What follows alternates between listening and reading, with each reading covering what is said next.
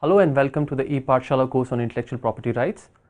I am Yogesh Pai, Assistant Professor of Law at National Law University, Delhi. Today we are going to discuss a module on fair use or fair dealing in India.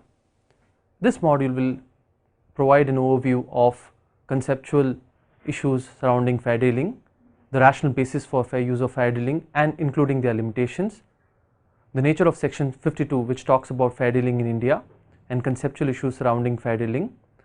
Fair dealing in India will look through some cases decided by high courts and the Supreme Court. We will look into musical works and fair dealing of musical works, what qualifies for review or criticism, whether time factor is essential in case of fair dealing, whether there is a de minimis exception, that is a standalone exception other than fair use, and how do we distinguish between fair use and de minimis, the scope of criticism or review, and fair use or fair dealing of cinematographic films and sound recordings, and post the amendments, what is the scope for fair dealing of remix uses, and we will also discuss the recent DU photocopying, Delhi University photocopying case that is currently ongoing. Finally, we will end up with a brief summary of issues. Now, if you look into issues around fair dealing, we need to discuss a bit on why fair dealing. Primarily, copyright is an instrument to incentivize creators at the same time to create a public domain, vibrant public domain of ideas and expressions. However, since you are giving a property kind of monopoly, there is a deadweight loss on the society, and hence it is a second best solution to the problem of incentives, which means that it would require several balancing factors. Fair use or fair dealing is one such factor. Apart from fair dealing, there is idea expression dichotomy, wherein basically copyright law provides protection only for expressions and not for ideas. However, at times you may also require, in larger public interest, the use of expressions. So, in such cases, fair dealing acts as an exception to infringement. Now, if you look into the underlying basis for copyright and the relationship it shares with fair dealing, it primarily revolves around 4 or 5 factors. The first factor is free speech. One of the important reasons why copyright is being granted is that it is also an expression or engine for free speech. At the same time, it also tries and protects or provides monopoly in the expressions. So, how are you going to balance out the incentives for others to take speech from elsewhere and include it their part of free speech? So, fair use tries and articulates this premise that the underlying basis for free use of expressions from earlier works to a limited extent should be allowed under the law. So, free speech is one of the important factors why fair use exists under so many acts across the world, copyright jurisdictions across the world. Second is the public domain of ideas and expressions. Now, if idea expression dichotomy is considered as the single most important factor which allows others to freely use ideas, but yet use of expressions is important, it is also because by virtue of expressing ideas, there is a vibrant public domain of future ideas that is created, and the public domain that is created by virtue of fair use is equally important. Third is the ease of access. There must not be many structural impediments to access prior works. So, fair use creates that kind of formula which offers a wide variety of users to have easier access so that there are no structural impediments. Finally, fourth is affordability. One of the reasons why fair use also exists is that certain uses are treated as free uses, and hence such free uses are on account of the fact that a larger section of the public, for a larger section of the public, these works must be made affordable. And then finally, we have issues concerning authorial integrity, wherein although there are fair uses that is allowed for the larger section of the public, at the same time the way it has to be balanced with authorial integrity and with incentive for creator is paramount in determining fair use from a conceptual perspective. So, the need for fair dealing ultimately boils down to one of the most important principles of public interest, that is access to existing ideas and expressions. Now, the essential core of property right and if you treat copyright as a form of property right, then the right to exclude and the right to alienate should not be interfered with. However, fair use directly interferes with such a right by way of creating what is called as a liability rule. In the liability rule, the value of entitlement, including the right to determine whether someone else should have access to your works without your permission, and the value with reference to what compensation you should derive, is decided by a third party. So in liability rules, market is not determining the value of the entitlement, but a third party is determining. The case of fair use is a case of zero liability rule, wherein no compensation is provided for accessing works. So there can be uses with compensation, which are in the nature of compulsory licenses or statutory licenses, and there are uses without compensation, which is largely fair use. Fair use is thus a zero liability rule. Now, largely fair use across jurisdictions has been based on 4 factors. One is the purpose and the character of use of the work. Second is the nature of the copyrighted work. Third is the substantiality of portion that is used in relation to copyrighted works as a whole, and fourth is the effect on the potential market for or the value of the copyrighted work. So based on these 4 factors, courts usually determine what amounts to fair use. Now if you look into the rational basis for having fair use, there are certain issues that come to that are to be discussed in this context. First one, would there be fair use when there is a possibility of an existing market for a license, and whether existence of mere market for a license deviate from fair use? There are both sides of scholarly discussions around this issue, wherein existence of a market for license need not deviate from fair use, in the sense that a mere showing of a market should not mean that there is no fair use. In that case, what would have happened is, because it is now possible to license each and every kind of activity that users would otherwise have it freely under the broader fair use paradigm, it would mean that no such fair use should exist, and that is the reason why existence of a market for license should not be one of the important criteria to assess whether fair use or fair dealing should be provided.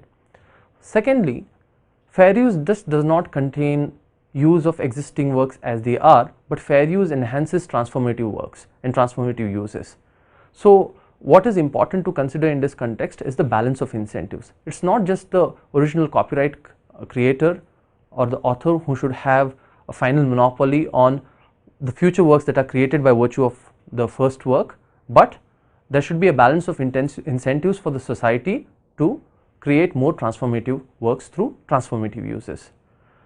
Now, what is also important in the context of fair use is, fair use vis-a-vis infringement is decided at a point of time when there is a legal contestation. So until then, there is no conclusive proof whether an infringement amounts to fair use, or whether it is actually within the scope general purview of infringement. So in that case, the market power that is conveyed by copyright law by way of an injunction is very strong, and that is why there are certain issues whether injunction should automatically be issued, primarily preliminary injunction should automatically be issued, where a defense of fair use is being taken by the defendant. Furthermore, should the existence of a license, in the sense that bringing down the transaction cost, disentitle us with fair dealing or fair use? This is very important in the context that prior to the internet, the argument was that seeking a license in each and every case would raise the transaction cost, and now if by virtue of the internet it is possible to license on a mass scale and bring down those transaction costs, which means now a potential market for a license exists, then, and by virtue of the bringing down of the transaction cost, fair use should be diluted. Now this particular issue has also been debated for long.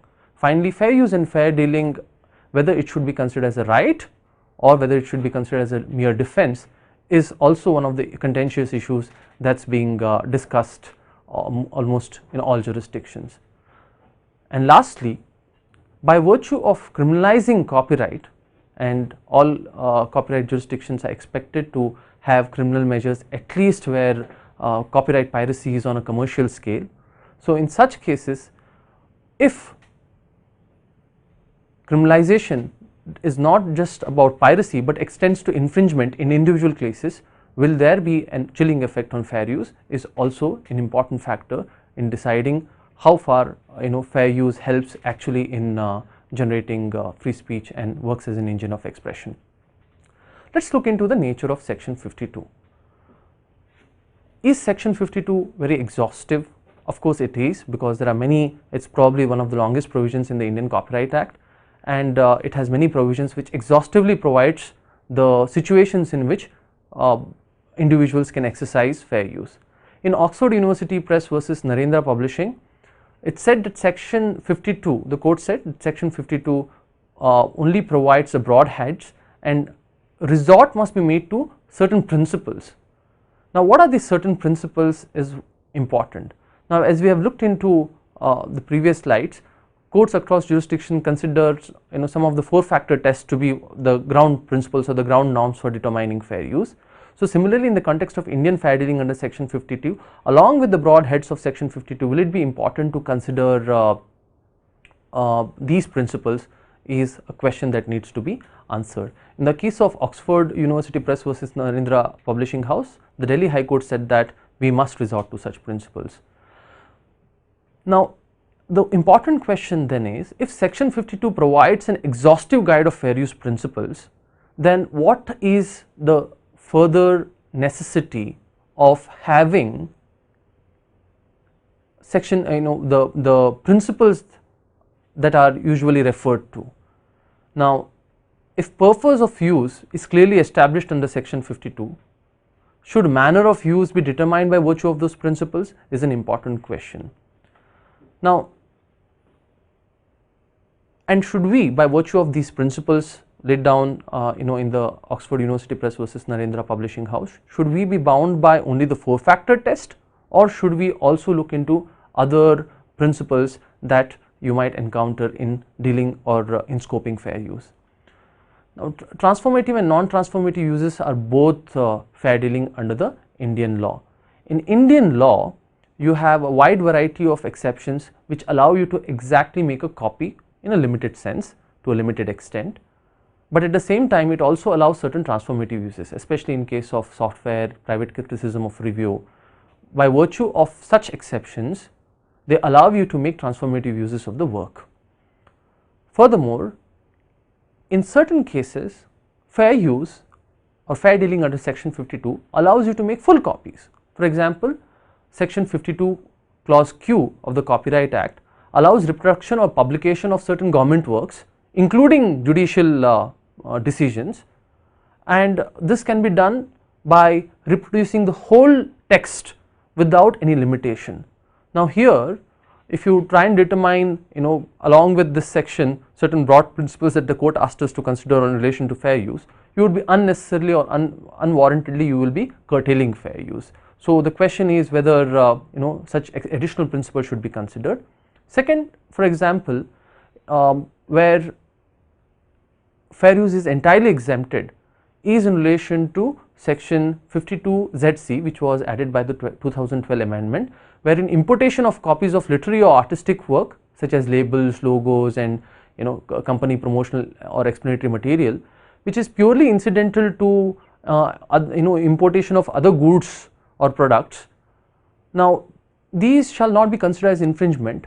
Now, if you look into the wider scope of this provision, any incidental copying of these promotional material in full is actually allowed under section 52. Whether this should be treated within the general parameters of section 52 is an important question, although section 52 ZC by virtue of the 2012 amendment has introduced it into section 52. Most importantly, what should be considered in the context of section 52 is section 52 is largely to be judged for its consistency with the TRIPS agreement. It is the agreement on trade related aspects of intellectual property rights, which India signed in 1994 and which has come into force since then, and we are expected to be in compliance with article 9(2) and article 13 of the TRIPS agreement. What does Article 13 say? It says that members shall confine limitations or exceptions to exclusive right to certain special cases, A. Second, which do not conflict with the normal exploitation of the work, and third, which do not unreasonably prejudice the legitimate interest of the right holder. The same language is used in section 9.2, article 9.2 of the Berne Convention. However, the word right holder is replaced by the word author in the Berne Convention. This provision came to be tested in one of the WTO dispute settlement panels, that is section 110 of the Fairness in Music Licensing Act of the United States was challenged by European Union, and what this particular provision did in the United States was it allowed certain exceptions called as the home style exception, the business style exception, to bars and restaurants and other hotels with certain limited space capacity and which used certain amplifiers to broadcast music.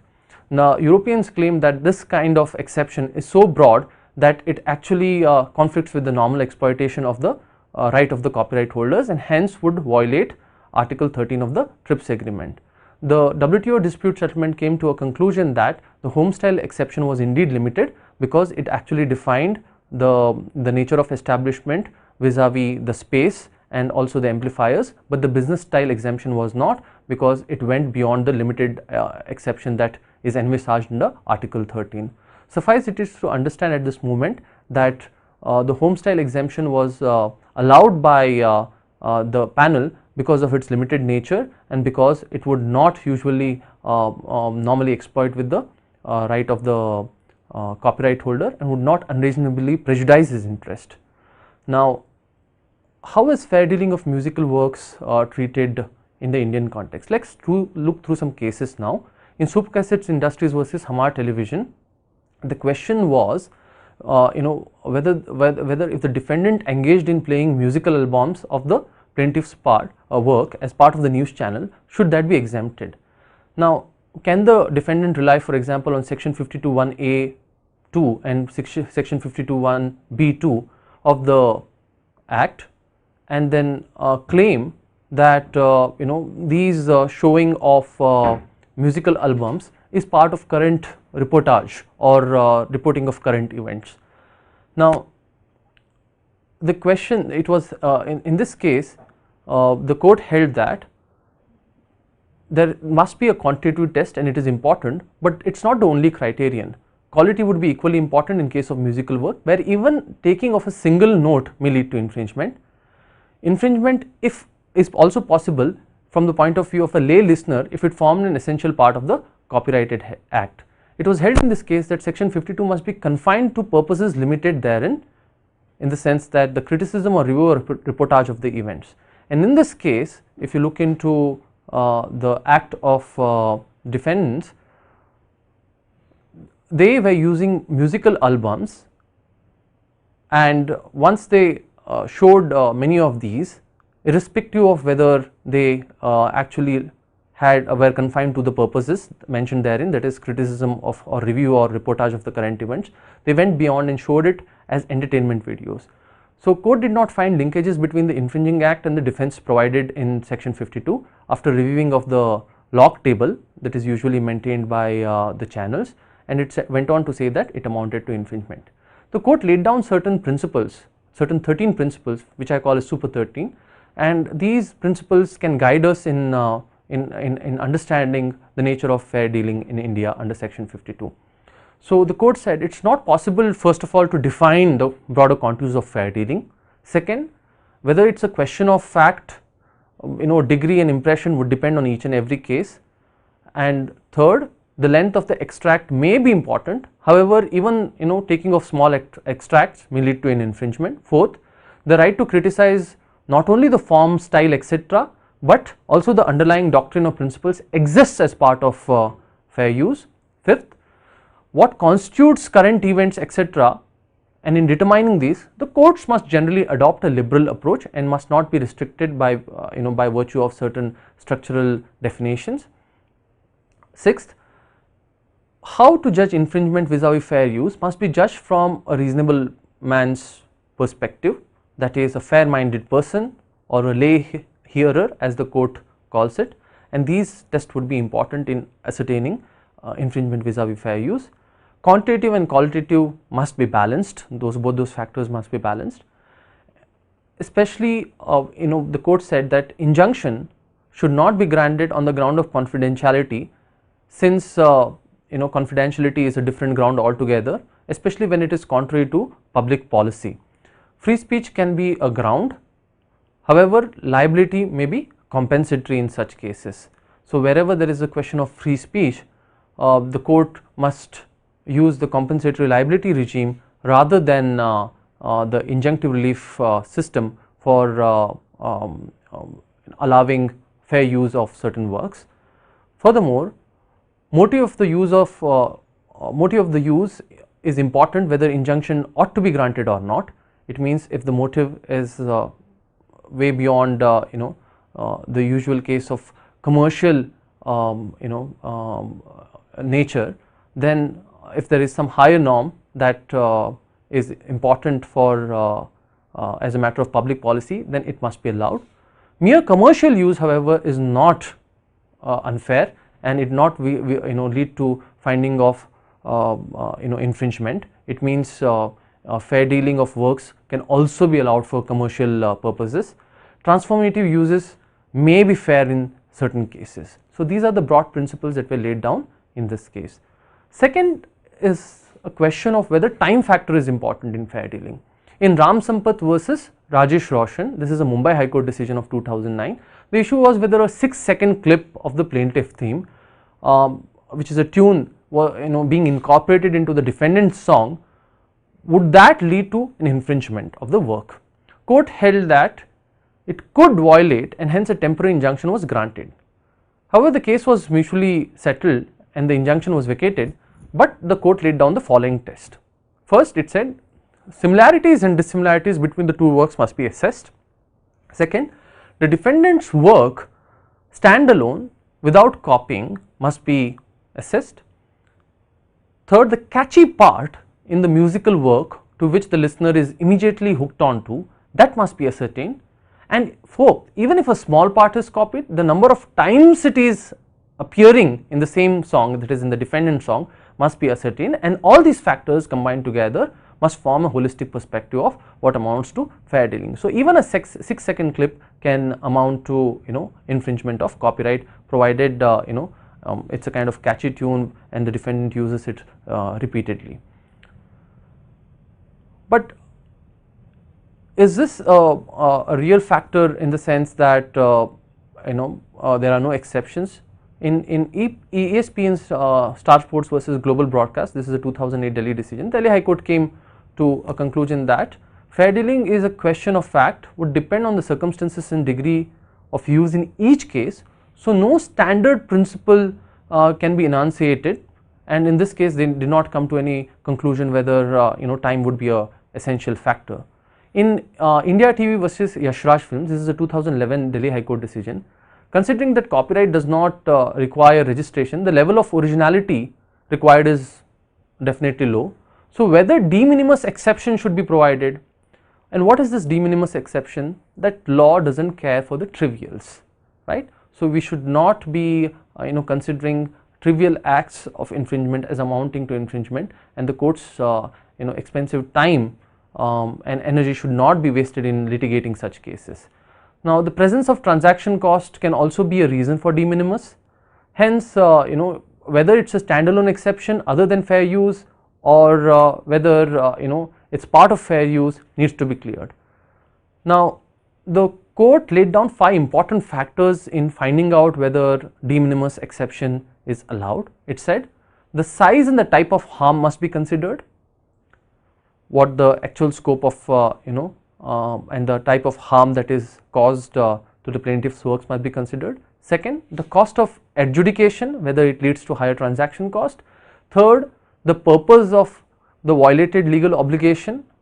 So what kind of legal obligation was violated and what was the purpose behind this obligation. And fourth, the effect of legal rights on third parties. So including the final factor is the intent of the wrongdoer. So in this case it was held finally that a license which would lead to a a minimum revenue of 10,000 rupees for a 3-second clip that was used, which included some 5 words from the plaintiff's recording of 5 stanzas. That would not amount to an infringement. So in this case the court considered that this is kind of very trivial and this should be excused as a de minimis exception, not even asking whether it should be covered as a fair use at all.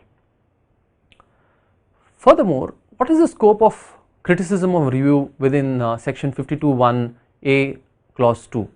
In Oxford University Press versus Narendra Publishing House, this is the 2008 decision of the Delhi High Court.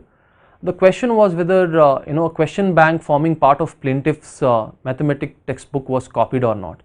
Now the defendant here came with certain guidebooks where they used the questions that were provided in the earlier plaintiff's work, and these guidebooks contained a step-by-step solution to the plaintiff's work, plaintiff's questions that were raised in the earlier work. Now whether the defendant's act qualifies for fair dealing was an important question. Apart from whether the question papers could qualify for copyright, the Delhi has already answered in affirmative by that time that question papers do contain copyright. But the next question was whether the defendant's act of using those questions and coming out with solutions, would that amount to an infringement? The court held that, and it followed what is called as the Campbell-Harpen-Rowe test based on the 4-factor test in the United States. It came to a conclusion that fair dealing is one of degree and impression of the reader, and this test should be generally followed. It also followed the most famous decision of the Supreme Court, the seminal decision of the Supreme Court in R.G. Anand versus Deluxe Films 1978, wherein the court had laid down that the test in such cases should be from the perspective of the reader or the spectator. Now the court in this case held that transformation of work is required, and that is one of the essential characteristics, must not be the same thing as infringing work. Now in this case there was a case of transformation because the defendant was finding solutions to the problems raised by the plaintiff in his work. Fair dealing is important for balancing rights with enriching public pool of ideas and creating a vibrant public domain. The court said that without fair dealing you would actually impede the creation of public pool of ideas and a vibrant public domain, and that is why balancing of rights is important. Section 52 lays down only the detailed broad heads. We should resort, as we have seen, although they are exhaustive, they merely lay down the broad heads. We should resort to more nuanced principles. Similarities and dissimilarities in the defendant's work may lead to a conclusion of finding of fair dealing and whether the use was transformative or not. What would qualify for a review under section 52(a)(2) is also stated by the court in this case. Review of a mathematical work would mean re-examination of the primary work, and court gave a very broad interpretation to the word review, which meant that you can re-examine the plaintiff's work, and in this case the defendant has actually revisited the questions and assisted students to solve them through a step-by-step solution.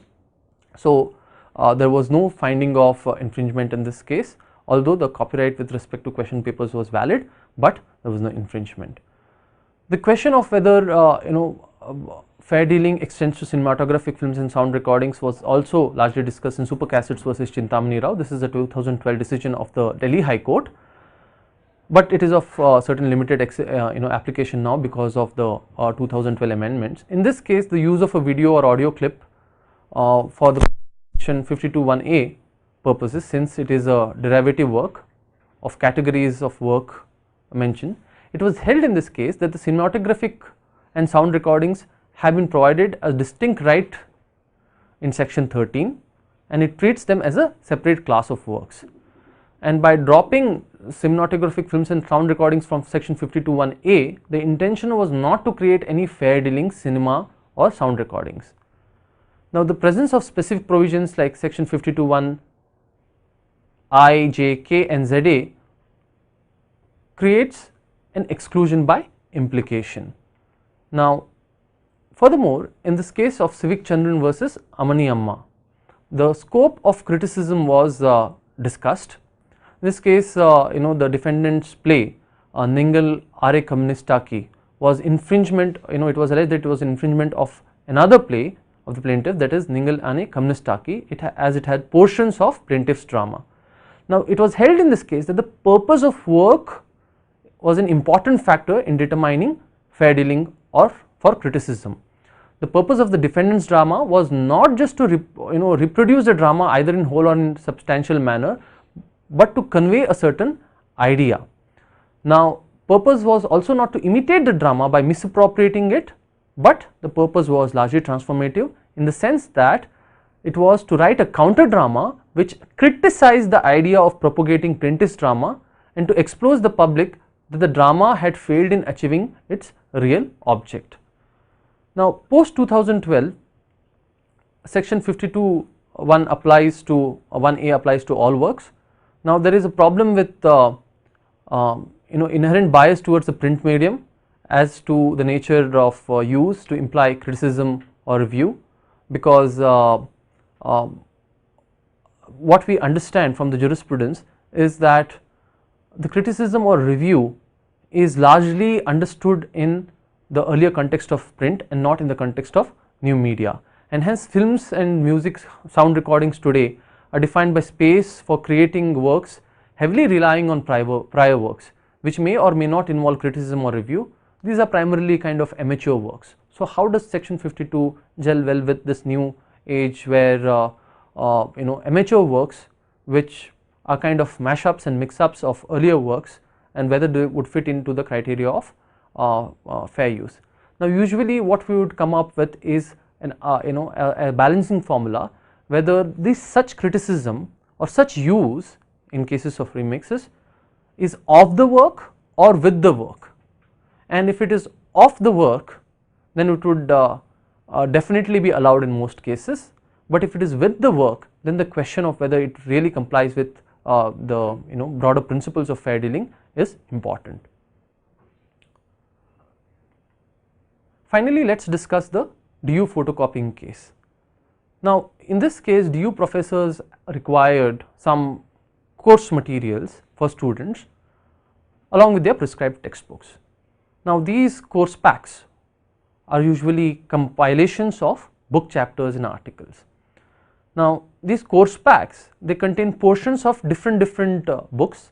Since all books cannot be purchased by the students, what professors usually do is they compile those put together a course pack, and these course packs were made available by Rameshwari photocopiers, which were the agents of the DU. Delhi University had allowed Rameshwari photocopiers within its campus to make photocopies of these course packs that the course supervisors or the professors had formed. Now, these course packs are useful for students in the sense that the price of the course packs was actually the price of regular photocopying. OUP, Cambridge University Press and Francis Tiller has sued the Delhi University and Rameshwari photocopier for infringing copyright. The important question in this context is whether section 52(1)(a) of the Copyright Act, that is private or personal use including research, allows the Delhi University and Rameshwari photocopiers to take this defense of non-infringement. So, does the issue of authorization and character of dealing negate the above exemption, because in this case Rameshwari photocopier was advised and Delhi was authorized and Delhi University was not themselves engaged in the act of photocopying, whether such exception can be allowed. Secondly, the individual students were not engaged in the act of photocopying, but they were purchasing it from photocopiers. So, the agency relationship within section 52(1)(a) is a kind of question in this. Second, does providing multiple copies of the same work negate fair dealing, because you are making multiple copies of the same course packs, whether that would negate fair dealing.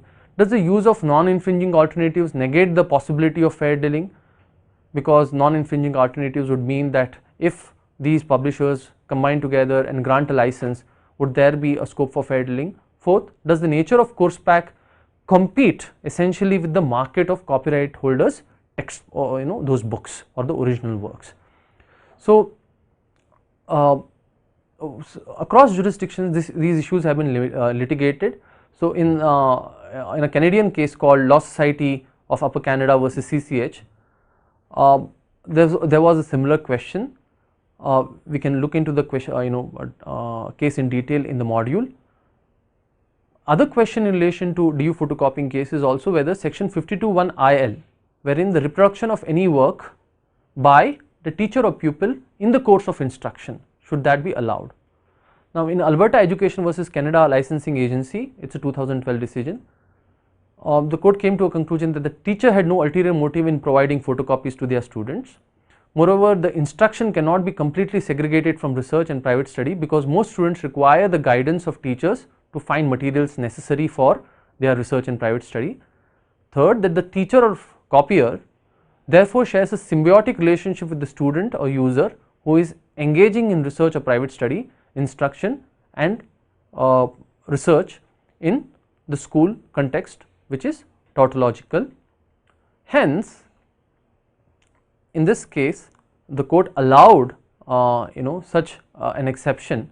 Now, what is important in the Indian context is, what does this course of instruction mean? Should it mean that the act of allowing reproduction of course packs by a university authorized agent, would that fall within the course of instruction or beyond the course of instruction, is an important question. Now, Cambridge University Press versus Baker, this is another US decision which allows 10% of reproduction without a license. Now, if it is 10% in the US and if such licenses need not be taken for coming out with course packs, should, in the case of India, considering that we have so many access impediments, should this 10% be higher? Some commentators and experts have argued that if it is 10% in the US, it can be anywhere between 20 to 25% probably in India, depending on the specific circumstances. So, the important question now in the DU photocopying context is, should fair dealing consider excess perspectives from the point of view of economic status of the user, that the users generally in public universities cannot afford licensed course packs at higher prices. Second, what then is the use of compulsory licenses? If you already have access built in within fair use, and if you have to look into this issue of fair of course packs from the perspective of fair use purely, then what is the alternative remedy of compulsory license for? Now, this does not mean that fair use cannot be a standalone defense, and thus the question of whether DU's act amounts to fair use or fair dealing within the meaning of the act is still contested. We are waiting for the final decision from the court. In summary, before we move on to the summary, I would also like to mention that there have been certain recent amendments in the Indian Copyright Act, particularly the 2012 amendment relating to digital rights management. Now, here the legislature has gone ahead to provide digital rights, that is in the context of internet, wherein technology protection measures are protected in the sense that any breaking of such measures for accessing works which do not fall into the regular fair use criteria shall be considered as an infringement. Finally, in summary, what we can say is that we have discussed the fair dealing and fair use from a conceptual perspective, including the rationale behind fair use and their limitations. We discussed the nature of section 52, whether there is an exhaustive, whether transformative uses are allowed, whether copying in certain cases like importation, and in cases of reproduction of legislative works or court precedents, which is much more than regular fair use, should that be allowed within fair use. We have discussed it from a conceptual perspective. We have also looked into several cases decided by the Indian courts in the context of musical works, in the context of what qualifies for review, what qualifies for criticism, whether time factor is essential, whether the de minimis exception is a standalone exception and whether it goes beyond the fair use, whether cinematographic recordings and sound recordings, should that be within the scope of fair use, and we raised certain issues prior to the 2012 amendment. We have also looked into the contemporary controversy involving the Delhi University in relation to infringement via the course packs. So, with this we conclude this module on fair dealing in India. Thank you very much.